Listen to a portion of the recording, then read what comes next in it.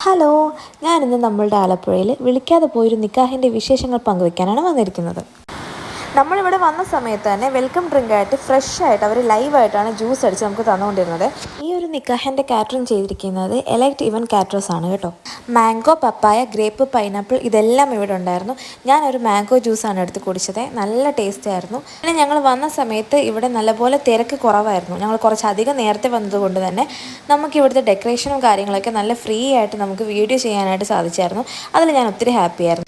അങ്ങനെ ഇവിടെ ചുമ്മാ നിന്ന് സമയം കളയണ്ടെന്ന് വിചാരിച്ചപ്പോൾ ഞാൻ ഇവരുടെ കിച്ചൺ ഏരിയയിലേക്കാണ് പോയത്. ആ സമയത്ത് നമ്മുടെ ഉസ്താദ് ഹോട്ടലിൽ ദുൽഖർ സൽമാൻ പൊറോട്ട അടിക്കുന്നത് പോലെ നല്ല സ്റ്റൈലായിട്ട് പൊറോട്ട അടിച്ചുകൊണ്ടിരിക്കുകയായിരുന്നു.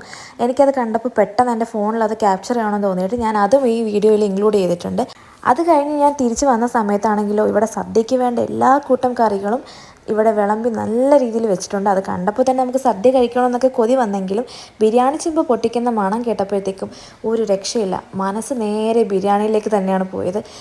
പിന്നെ ഇവിടെ നടന്ന ഒരു നിക്കാഹ് ഫംഗ്ഷൻ, അതിനെക്കുറിച്ച് പറയുകയാണെങ്കിൽ ശരിക്കും പറഞ്ഞാൽ ഒരു സ്വർഗത്തിൽ വെച്ച് നടക്കുന്നൊരു നിക്കാഹ് പോലത്തെ ഒരു ഫീലായിരുന്നു. അത് നേരിട്ട് കണ്ട നമ്മൾക്കും അവിടെ ഇരുന്ന എല്ലാവർക്കും ആ ഒരു സന്തോഷവും ശരിക്കും പറഞ്ഞ ഒരു ഫീൽ തന്നെയായിരുന്നു അത് കാണാനായിട്ട്.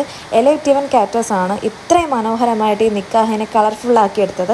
ശരിക്കും പറഞ്ഞാൽ എലൈറ്റ് ഇവൻറ്റ് കാറ്റേഴ്സിൻ്റെ ഒരു കപ്പിത്താനാണിത് ഇപ്പോൾ ഈ വീഡിയോയിൽ ബിരിയാണി വിളമ്പിക്കൊണ്ടിരിക്കുന്നത്. ഇവരുടെ ഫുഡും അതുപോലെ സർവീസും എല്ലാം നമുക്ക് വളരെ ഫ്രണ്ട്ലി ആയിട്ടുള്ള ഒരു അറ്റ്മോസ്ഫിയറാണ് നമുക്ക് ഉണ്ടാക്കി തരുന്നത്. ആദ്യം ഞാനൊരു പൊറോട്ടയും ബീഫ് റോസ്റ്റുമാണ് കഴിച്ചത്. അതിനുശേഷം നമ്മുടെ ബിരിയാണിയുടെ രംഗപ്രവേശനമായിരുന്നു. നല്ല ചൂട് ബിരിയാണി, നല്ല ചൂട് മട്ടൻ ബിരിയാണി നല്ല തൃപ്തിയായിട്ട് ഞാൻ കഴിച്ചു.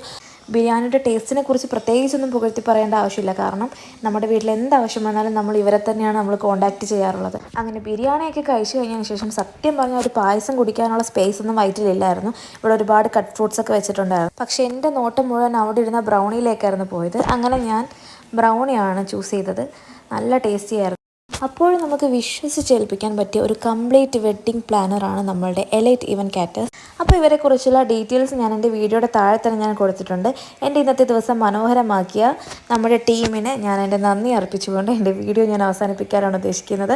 അപ്പോൾ എൻ്റെ വീഡിയോ സ്ഥിരമായിട്ട് കാണുന്ന എൻ്റെ എല്ലാ കൂട്ടുകാർക്കും എൻ്റെ ഹൃദയം നിറഞ്ഞ നന്ദി അർപ്പിച്ചുകൊണ്ട് എൻ്റെ വീഡിയോ അവസാനിപ്പിക്കുന്നു. ലൈക്ക് ചെയ്യൂ, ഫോളോ ചെയ്യൂ. Bye bye.